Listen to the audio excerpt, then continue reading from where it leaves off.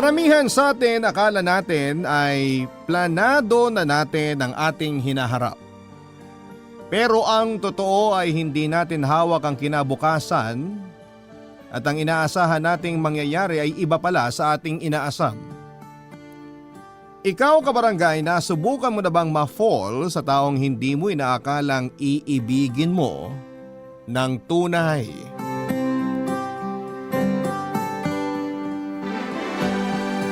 Dear Papa Dudut, Mayet po ang pangalan ko. Dati akong tindera sa palengke na ngayon ay may maayos-ayos ng buhay. Sa 33 years kong nabubuhay sa mundong ito ay never kong inakala na darating ang araw na sa Amerika ako titira. Dati-rati ay sa TV ko lang napapanood kung ano ang itsura ng lugar na yon, pero ngayon ay tinatamasa ko na ang tinatawag na American life.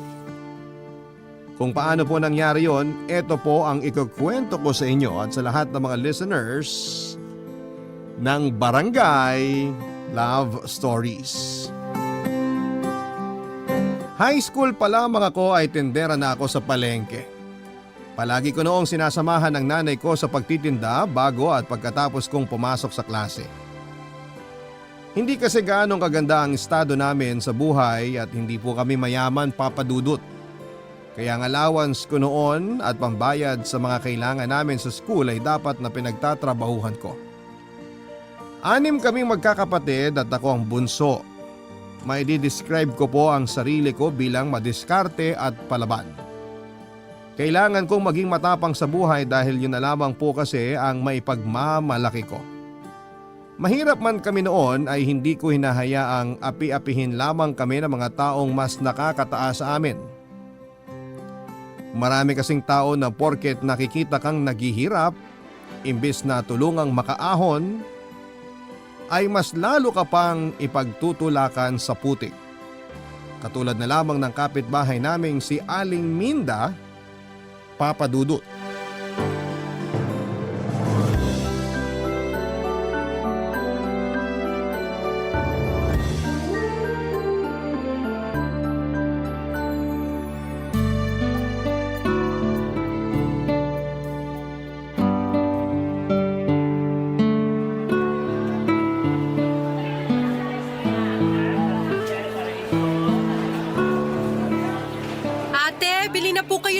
Oh. Fresh na fresh, mura lang. Aling Minda, naghahanap pa kayo ng isda. Sa amin na kayo bumili, bagong huli lang to mga to. Sigurado ka bang fresh yan? Baka tinda nyo pa yan kahapon ha? Hindi po, fresh to mga to. Tingnan nyo, kahit amuyin nyo pa. Ay ayoko, masyadong malansa yan. Lahat po ng tinda naming isda fresh po. Check nyo po yung hasang, mamula-mula pa. Makinang pa yung mata oh. Diyan mo malalaman kung fresh yung isda. Magkano ba ang 1 kilo niyan? Para po sa inyo 100 na lang. Presyong kapitbahay. Mahal naman? Grabe ang presyo ha. Mukha namang sobrang daming tinik niyang bangus ninyo. Lahat naman po ng isda may tinik eh. Kayo talaga. 50. Ay discounted na po yung 100 eh. Lugi naman po kami kapag 50 ko lang ibibigay to. Sus! Sa kabila nga, wala pang 100 yan eh. Pare-pareho po kami ng presyo rito. Kahit itanong nyo pa dyan sa nasa likod nyo. May bangus din sila. Mas mahal nga 1 kilo nila eh. Ay wag na, bibili na lang ako ng baboy. Galunggong po, ayaw nyo? O ka ba kung kumakain ng galunggong, Mayet? Anong akala mo sa akin? Masarap naman po ang galunggong ah. Kung ayaw nyo, kunin nyo na tong bangus. Sige, 90 na lang. Ay wag na, masyadong malansay ang isda ninyo. Ang barat nyo naman po. May pambili nga kayo ng mamahaling kape. Ang sabi mo? Wala po. Sige po, bili na lang kayo ng baboy. Mas healthy. Ganyan ka ba makipag-usap sa mga customer ninyo? Lo, joke lang naman yun, Aling Minda. Masyado kayong seryoso sa buhay. Ganyan, diyan kayo magaling. Pareho kayo ng ina mong si Elena. Hindi kayo marunong magseryoso sa buhay. Kaya anong napala ninyo? Mahirap pa rin kayo hanggang ngayon. Bakit naman po nadamay nanay ko rito? Oy, kanino ka pa ba magmamana kung hindi sa nanay mo, di ba? Mawalang galang na po, Aling Minda ha. Pero kung wala rin lang naman po kayo magandang sasabihin at hindi rin naman pala kayo bibili ng paninda namin, umalis na lang kayo. Hindi na nga kayo bibili, insultuhin niyo pa pamilya ko. Ano? Nasaktan ka, di ba? Kasi totoo yung mga sinabi ko. Wala ka kasing pinag-aralan, kaya ganyan ka kumakasagot sa mga mas nakakatanda sa'yo. Walang manners. Palibhasa, pabaya ang mga magulang mo. Wala nang patutunguhan ng buhay mo, iha. Forever ka nang magtitinda ng malansang isda. Grabe naman kayo. Kung may buhos ko po kaya sa inyo tong isang balde ng isda para kayo maging malansa. Gusto niyo ng respeto? Nek-nek nyo. Ang respeto, ibinibigay sa mga taong karespe-respeto. Hindi kayo yon. Aba, talagang lumalabang ka pambata ka, ha? Nasaan na bang nanay mo? Sabihin mo, bayaran niya yung inutang niya sa akin. Kayo magsabi. Ininsulto niyo na nga ako tapos uutusan niyo pa ako ngayon. Tayong kapitbahay lang, ha? Ate, bangus po! Fresh na fresh! Mura lang ho! Itong paninda namin para lang to sa mga taong afford bumili at hindi buraot. Sige na po ate, bibigyan ko kayo ng discount. Bastos! Nakakausap pa kita eh. Baka alis na nga rito. Panira ng araw. Papa Dudu, totoo naman talaga ang ilan sa mga sinabi ni Aling Minda. Ayoko mang aminin pero may katotohanan na mga sinabi niya.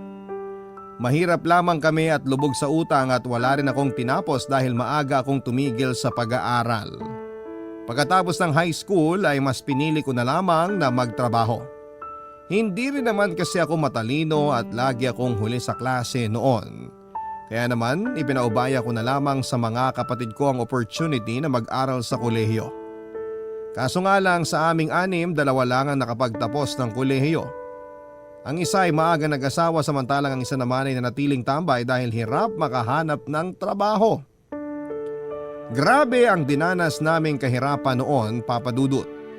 Palagi naming kinakain ang pride namin para lamang makapangutang kay Aling Minda na sa barangay namin ay siya lamang ang merong sariling maliit na grocery store. Kahit palagi kaming nagkakasagutan ay wala akong choice, kundi ang humingi ng pabor sa kanya para lamang makakain kami kahit na ang kapalit noon ay puro pangiinsulto. Buong buhay ko araw-araw na pinapaalala sa amin ni Aling Minda kung gaano kami kahirap. Kulang na nga lang ay ipatarpaulin pa niya ang listahan ng utang namin sa kanya. Sa kabila ng lahat ng yon ay never akong nawala ng pag-asa, Papa Dudut. Sa katunayan, mas nagkaroon pa ako ng motivation para mangarap ng mas matayog. Ipinangako ko noon sa sarili ko na hindi ko hahayaang manatili kami sa ganong klase ng estado. Ipinangako ko na balang araw ay yayaman din ako at idadamay ko rito ang buo kong pamilya.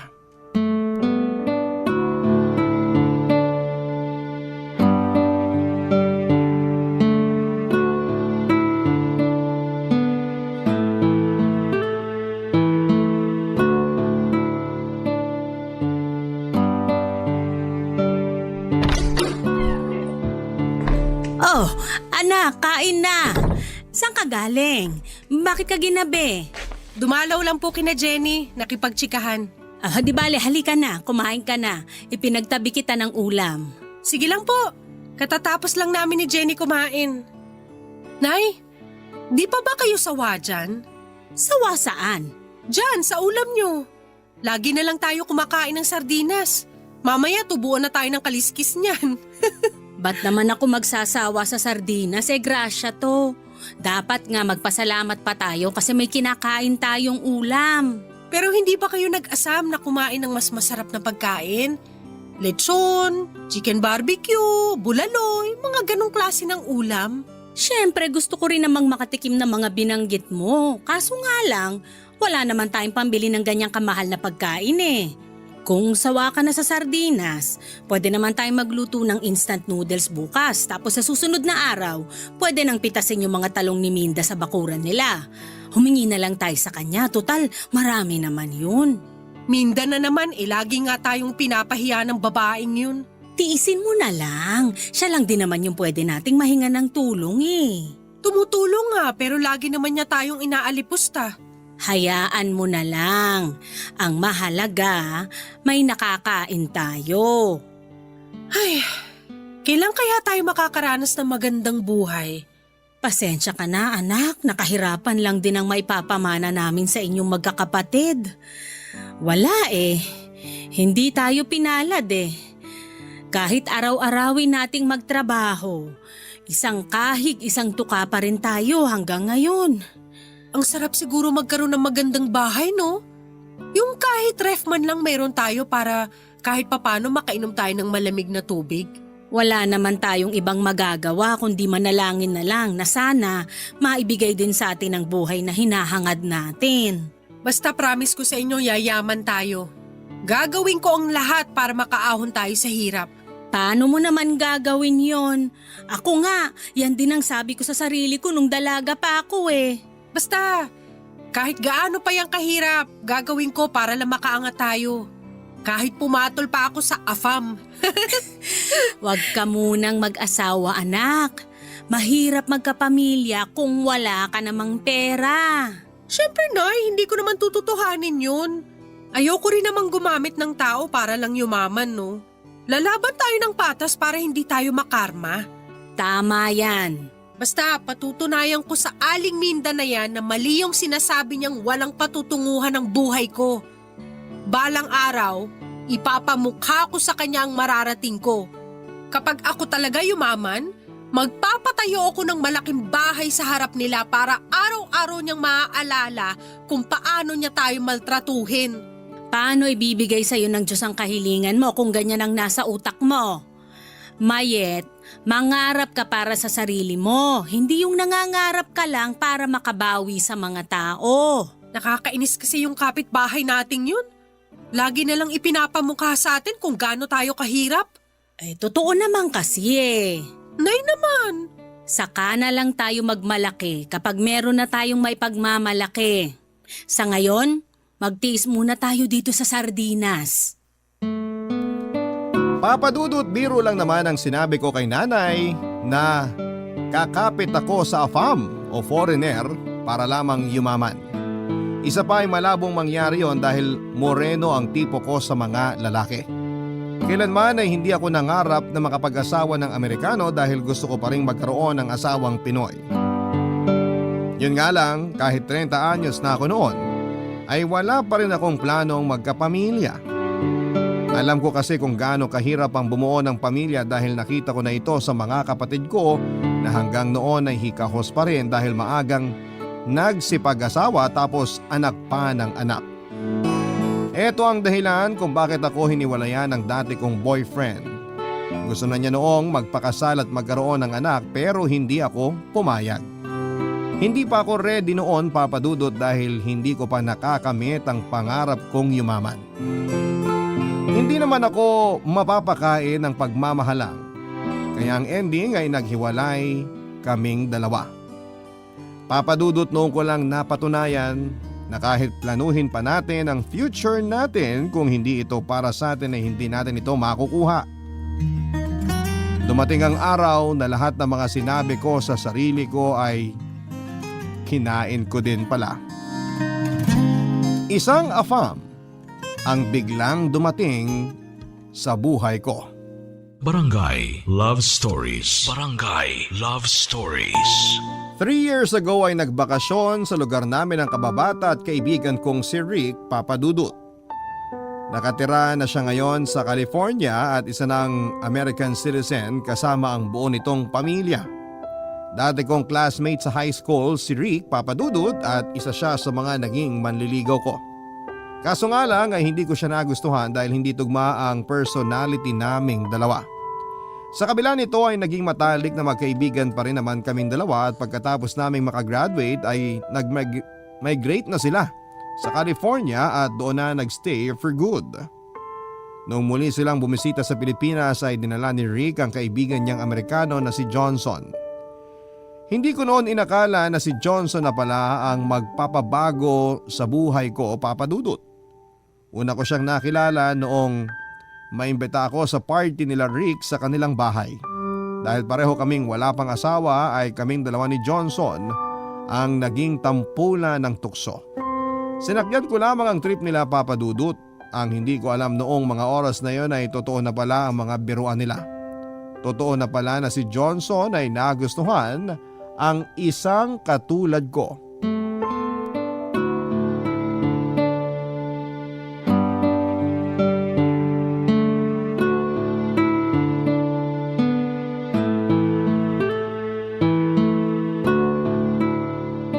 Mayet, uwi ka na? Oo sana eh. Gabi na rin kasi. Hindi naman ako makapagpaalam sa'yo kanina kasi ang dami mong bisita. Huwag ka muna umuwi, ngayon na nga lang tayo uli nagkita eh. Pwede pa naman tayo magkita bukas o sa susunod na araw. Hanggang kailan ba kayo magbabakasyon? Mga 1 buwan siguro. Matagal-tagal din pala. Dito ka muna, kwentuhan tayo. Ano, kumusta ka na? Eto, maganda pa rin. Wala ka pa rin talagang pinagbago ah. Confident na confident ka pa rin. Siyempre, yun ang nga lang ambag ko eh. Pero totoo naman, maganda ka pa rin naman hanggang ngayon. Kung di nga lang ako taken, baka niligawan kita ulit eh. Hoy, magtigil ka nga. May asawa ka na't lahat ganyan pa rin mga galawan mo. Tsaka isa pa, kahit noon at ngayon, hindi pa rin magbabago tingin ko sa'yo. Bakit? Ano ba tingin mo sa akin? Kaibigan lang. Oh, consistent ah. Ano ba kasing hanap mo sa isang lalaki? Bakit hanggang ngayon wala ka pa ring asawa? Hindi naman kasi ako naghahanap pa sa ngayon. Bakit naman? Wala ka bang mahanap? Hindi nga naghahanap eh. Ayoko muna mag-asawa. Tsaka na kapag mayaman na ako. Baka may alam kang trabaho sa California. I-refer mo naman ako dun oh. Nako, kung alam mo lang, mahirap lang din buhay namin dun. Kumpara naman dito. Mahirap kayo dun kasi mayaman yung bansa nyo pero kung nandito ka sa Pinas, mayaman na ang turing sa mga tulad mo. Sige na, kunin mo ako sa California. Sira ulo. Kay Johnson ka magpatulong. Mas mayaman yun kaysa sa akin. Saan mo ba napulot yung kaibigan mong yun? Dormmate ko siya nung college. Mabait yun. Siya na lang kaya gawin mong boyfriend. Pinagsasasabi nito. Batukan kita dyan eh. Ayoko nga muna mag-love life na yan. Trabaho ibigay mo sa akin, hindi jowa. Kapag si Johnson ang inasawa mo, di mo na kailangan magtrabaho. Ipili talaga. Ano bang trabaho ni Johnson? Editor yan, kaya matalino at creative. May sarili siyang company. Maliit lang pero marami naman parokyano. Alam mo yung mga nag-i-edit ng video at pictures sa mga kasal? Ganun, yun yung business niya. Pwede ba mag-apply sa kanya? Mag-apply ka na lang bilang girlfriend. Sure ako tatanggapin ka niya. Isa pa talaga ha. Joke lang, ito naman. Namiss lang kitang asarin. Pero ito may sasabihin ako sa yung sikreto. Ano? Type ka ni Johnson. Di nga. Oo nga.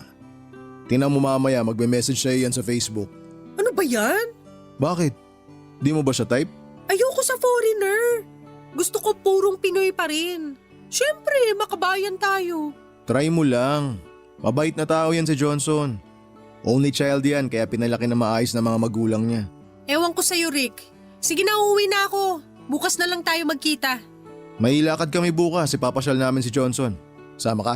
Sige, basta libre mo. Oh sure, walang problema. Ako bahala.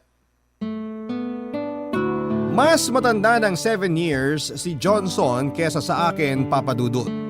Matangkad siya, medyo malaki ang katawan at halatang may kaya dahil hindi sanay sa hirap ng buhay sa Pilipinas.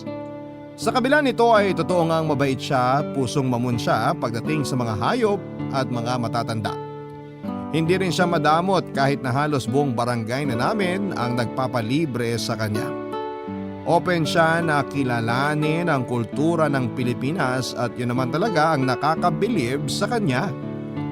Sa halos 1 buwan nilang pananatili sa Pinas, ay isa ako sa mga palaging nakakasama ni Johnson. Parang ako na ang nagsisilbing tour guide nila Rick at Johnson habang namamasyal sila sa iba't ibang parte ng bansa. Noon ay hindi ako open sa pagkakaroon ng foreigner na boyfriend dahil tingin ko sa kanila ay masyado silang high maintenance at baka hindi ko maabot ang standard nila.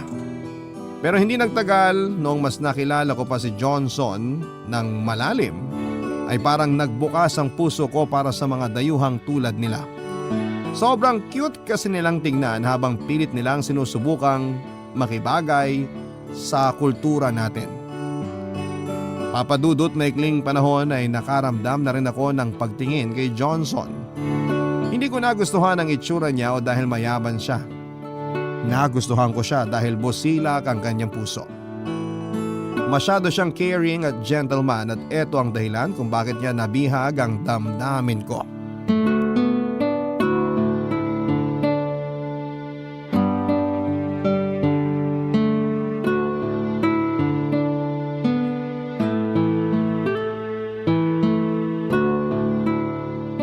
Nay, may tanong ako sa'yo. Ano yon? Gusto mo bang tumira sa Amerika? Amerika? Bakit mo naman naitanong yan? Wala lang.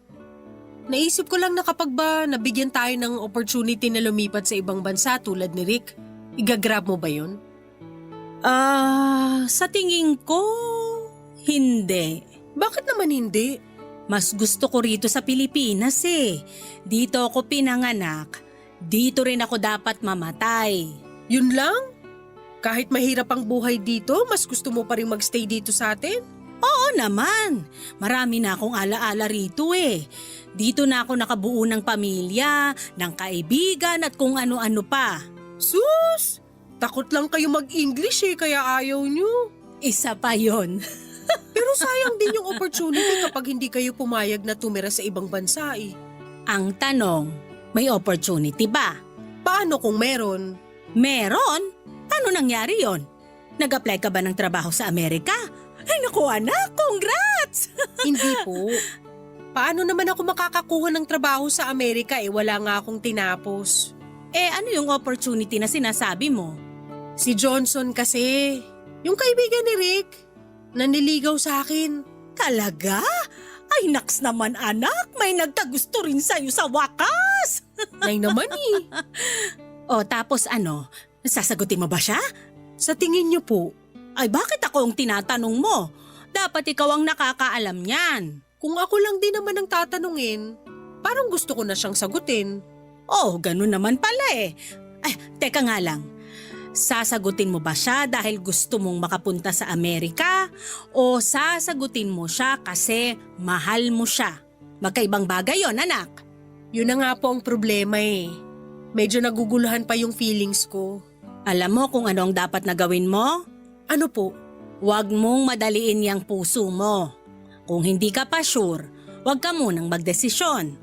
Kung ang rason mo lang para makaalis ka sa bansang to, wag. Maniwala ka sa akin, hindi ka magiging masaya kapag ganun ang nangyari. May gusto na rin naman ako kay Johnson eh. Pero yun nga, hindi ka pa sigurado sa nararamdaman mo. Ano pong gagawin ko ngayon? Kung sa tingin mo gusto mo talaga si Johnson, di kilalanin mo siya ng mas mabuti. Kapag nagawa mo yon, saka ka magdesisyon para wala kang pagsisisihan sa huli. Sige po, Nay. Susundin ko po yung mga sinabi nyo. Pagkabalik nila Johnson sa Amerika ay nagpatuloy pa rin ang communication naming dalawa sa pamamagitan ng social media. Tumagal ang pagkakaibigan namin hanggang sa tuluyan na nga pong nahulog ang loob ko sa kanya, Papa Dudut. Alam kong totoo na ang nararamdaman ko noon dahil marinig ko pa lamang ang pangalan ni Johnson ay napapangiti na ako. Para bang siyang nagbigay kulay sa buhay ko. Siya ang araw-araw na nagbibigay ng inspirasyon sa akin. Kaya naman makalipas ang mahabang panahon ay sinagot ko rin ang panliligaw niya. Simula noong maging kami ni Johnson ay pinakita niya ang pagmamahal niya sa akin sa pamamagitan ng pagbibigay ng mga regalo. Halos buwan-buwan kung magpadala siya noon. Mapabulaklak man yan, mga damit, alahas. Hindi nito nakakaligtaang pasayahin ako sa araw-araw sa pamamagitan ng pagbibigay ng mga material na bagay. After a year, simula nung sagutin ko siya ay muling nagbakasyon si Johnson sa Pilipinas para i-celebrate namin ang anniversary naming dalawa. Nagulat na lamang ako noong bigla siyang nag-propose sa akin. Tinanggap ko ang alok niyang pagpapakasal, Papa Dudut. Akala ko noon ay sasaya na ang buhay ko sa bagong love life na natanggap ko. Yun pala ay doon na magsisimula ang bagong problema matapos akong pagchismisan ng mga tao na di umano ay kumapit daw ako sa AFAM para lamang makaahon sa hirap. Barangay Love Stories. Barangay Love Stories. Papadudot mula sa social media hanggang sa personal ay nakakatanggap ako noon ng panlalait. Isang Facebook page kasi ang nagpost ng wedding pictures namin noon ni Johnson nang walang paalam. Doon na po ako nakatanggap ng iba't ibang klase ng panlalait mula sa mga taong hindi ko naman kilala. May mga nagsasabing ginagamit ko lang daw si Johnson para makaalis mula sa kahirapan at kung ano-ano pa. Marami rin ang pinagtatawanan ng itsura ni Johnson dahil imposible raw na magkagusto ako sa tulad niya na bukod sa malaki na nga ang katawan ay hindi rin kagwapuhan. Pera lang daw ang habol ko sa kanya. Siyempre ay nasaktan ako sa mga pambabash sa amin. Mabuti na lang at hindi ito sineryoso ni Johnson kaya kahit papaano ay nakakuha ako sa kanya ng lakas ng loob para huwag na ring pansinin ang mga hindi magagandang comments sa amin. Ganun pa man ay hindi ko na natiis noon ang pangmamaliit sa amin ng ibang tao lalo na ang mga kakilala ko pa man din. Nangunguna na doon ang kapitbahay naming si Aling Minda. Hindi na ako nakapagtimpi noong pati ang nanay ko ay dinamay na niya sa paninira niya sa amin.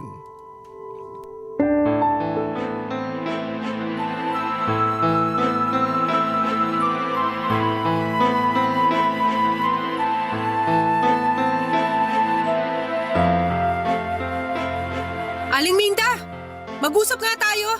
O ano, magbabayad ka na ba ng utang ninyo? Sumusobra na po kayo ah. Anong pinagsasabi mong sumusobra? Ano tong pinagkakalat yung bugaw ang nanay ko? At sino naman ang nagsabi na akong nagkalat niyan? May pruweba ka ba?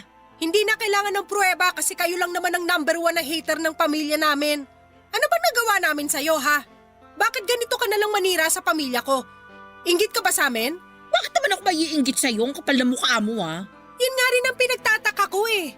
Bakit inggit na inggit kayo sa amin, gayong kayo naman tong mas mayaman, mas malaki ang bahay, mas maganda ang buhay? Bakit ba hindi mo kami magawang tantanan? Hoy, Mayet! Ano bang akala mo sa sarili mo? Wala akong pakialam sa buhay ninyo. Bakit ko kayo sisiraan? Anong mapapala ko dyan? Tsaka isa pa, totoo naman na bugaw yang si Elena. Hindi ba nga, ibinugaw ka niya sa kano na asawa mo na ngayon? Saan mo naman napulot yung fake news na yan? Kumaka-imbento kayo ng kwento? Daig nyo pa ang scriptwriter? Hindi ako ibinugaw para lang sa kaalaman nyo. Ngayon kung hindi nyo tanggap na nakapangasawa ako ng foreigner, problema nyo na yon. O tanda na kayo, sana naman baguhin nyo na yung ugali nyo. Yabang mong magsalita Ano, mataas ng lipad mo? Porket nakabingwit ka ng kano? Palibhasa, hindi ka makahanap-hanap ng lalaking magmamahal sa'yo, kaya nagtiyaga ka na sa lalaking yon. Kung sa bagay, mga tipo mo naman ang hanap talaga nila. Yung mga exotic, mga mukhang unggoy.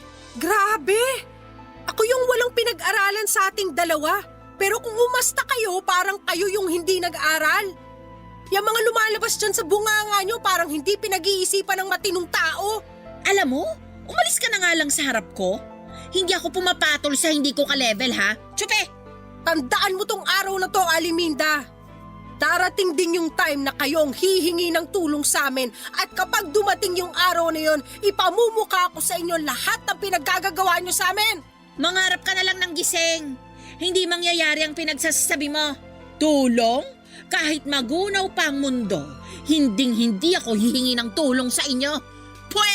Pasalamat kayo at may natitira pa akong respeto sa inyo. Pero kapag dinamay mo pa ulit ang nanay ko sa trip mo, hindi na lang salita ang matatanggap niyo mula sa akin. Daming kuda! Umalis ka na nga lang. Saka ka na magyabang sa akin kapag bayad na kayo ng utang ninyo. Mga walang utang na loob. Babayaran namin lahat ng naitulong niyo sa amin, huwag po kayo mag-alala. Aba dapat lang. Huthutan mo yung asawa mo para makabayad kayo sa utang ninyo. Mga peste kayo. Che! Mas peste ka! Uy, anak! Bakit ka nakikipag-away dito? Yan kasing magaling nating kapitbahay kung ano-anong pinagsasasabi. Hoy Elena, pagsabihan mo yung anak mo ha. Walang modo. At ako pa talaga... Maya, tama na. Halika na, umuwi na lang muna tayo sa bahay. Nakakainis! Sarap pa nabunot ng tao! Hayaan mo na lang siya. Halika na. Sa huli ay hinayaan ko na lamang si Aling Minda At ang iba pang tao na wala nang ibang ginawa kundi ang manira ng kapwa. Ang mahalaga ay masaya na ako sa buhay ko noon at dahil ito kay Johnson. Matapos naming magpakasal ay sinimulan na ang ilakad ng asawa ko ang mga papeles ko para makalipat na sa California. Plano na kasi niya na kunin ako doon para doon na manirahan at bumuo ng pamilya. Mahigit 1 taon din ang hinintay ko, Papa Dudut, bago kami muling nagkasama ni Johnson sa California. Tandang-tanda ko pa ang kabang nararamdaman ko noong ma-interview ako para lamang makakuha ng visa. Doon ko lang napagtanto na sobrang hirap din pala ang lumabas mula sa bansa. Sa kabila ng lahat ng sakripisyo namin ay tuluyan na akong nakaalis ng Pilipinas at tumira sa ibang bansa kasama si Johnson. Sobrang excitement ko noon na magkaroon ng bagong buhay. Yun nga lang, akala ko noon ay tatanggapin ako ng buong buo sa bansang nilipatan ko. Pero doon ako nagkamali, Papa Dudut. Hindi hospitable ang mga kapwa ko Pinoy sa California. Sa katunayan, sila pa ang nangunguna noon sa pangmamata sa akin. Siguro'y nasa dugo na talaga ng mga Pinoy ang maghilahan paibaba. Nakakalungkot lang. Dahil kung sino pa ang kababayan natin na dapat ay kakampi natin, ay sila pa ang tatayong kontrabida sa buhay na gusto nating maasam.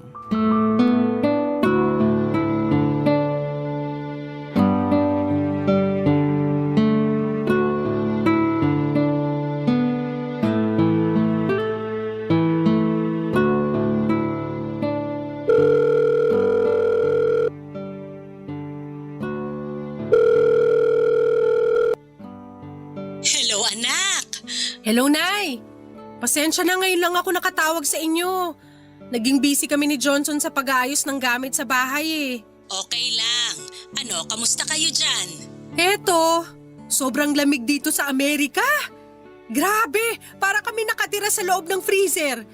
Kung dyan sa Pinas, aircon ang kailangan, dito naman heater ang ginagamit.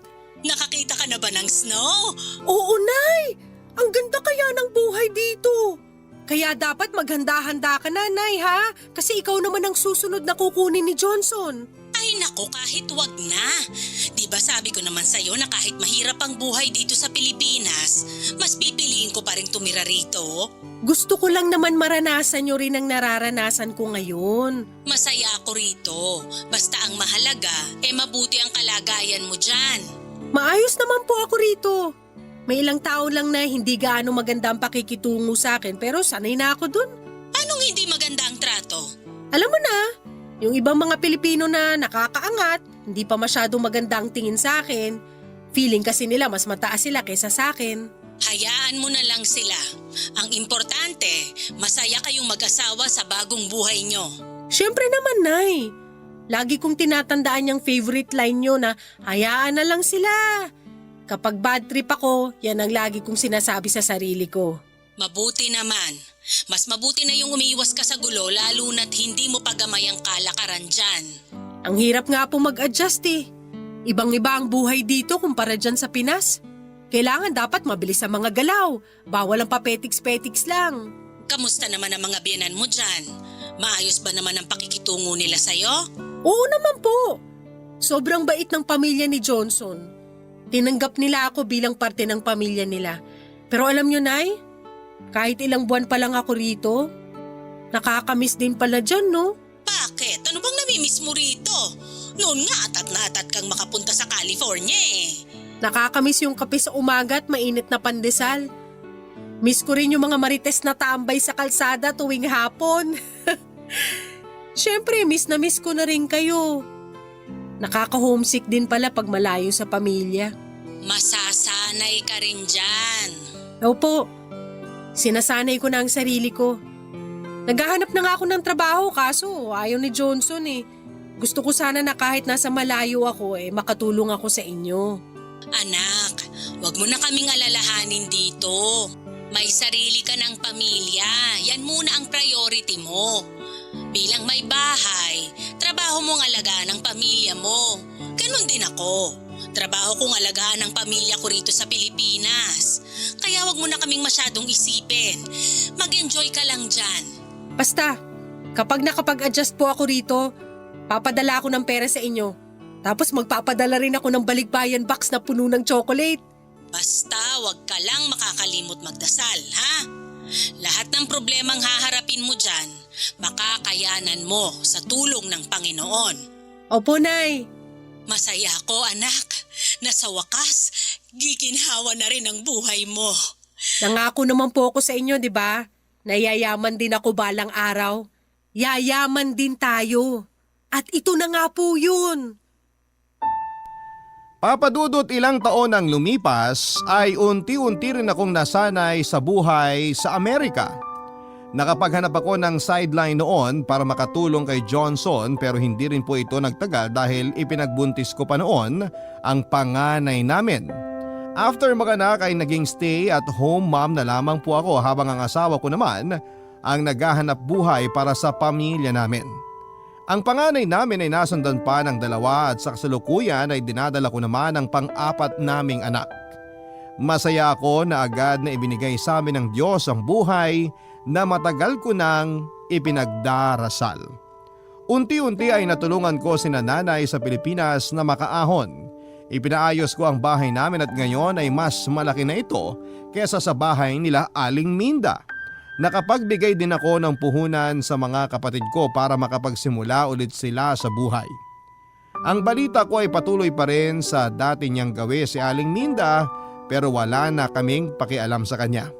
Bayad na kami sa mga utang namin kaya kahit anuman ang sabihin at ipagkalat niya ay hindi na kami naaapektuhan. Papadudot this year ay nakatakda ng lumipad si nanay papunta ng California.